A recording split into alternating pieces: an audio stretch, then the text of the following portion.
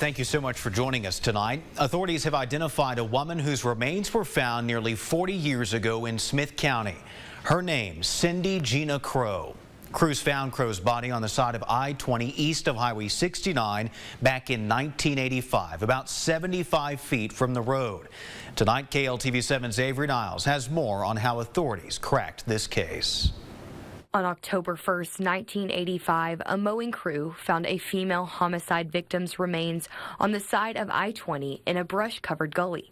Since that time, her identity has been unknown, and she has been referred to as Jane Doe until today. The remains were identified as Cindy Gina Crow, a white female with a date of birth of September 12, 1957. According to the Sheriff Larry Smith, in 2021, the Sheriff's Office partnered with the DNA Doe Project for assistance in identifying the remains. A grant was obtained in late 2021 to extract DNA from the remains for ancestry comparison. In November 2023, the DDP notified Detective Turner of the results of the ancestry search and a possible lead identifying the remains.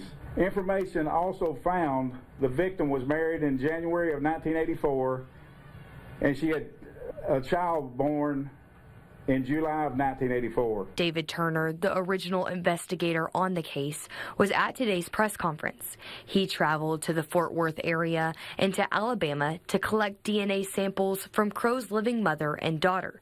Those matches were confirmed to be a positive match earlier this month. This case here it was always kind of a challenge because she was never reported missing. Her family lived out of state. She wound up back here in Texas. Rhonda Kevorkian with the DNA Doe Project was also at today's press conference. Our team wishes to express our deepest condolences to Cindy's family and loved ones. Turner says this day has been something he has worked for the past 38 years. I've always said before I pass through the gates,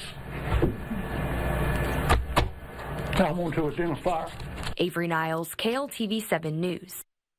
And the sheriff says family members have been notified of this positive ID.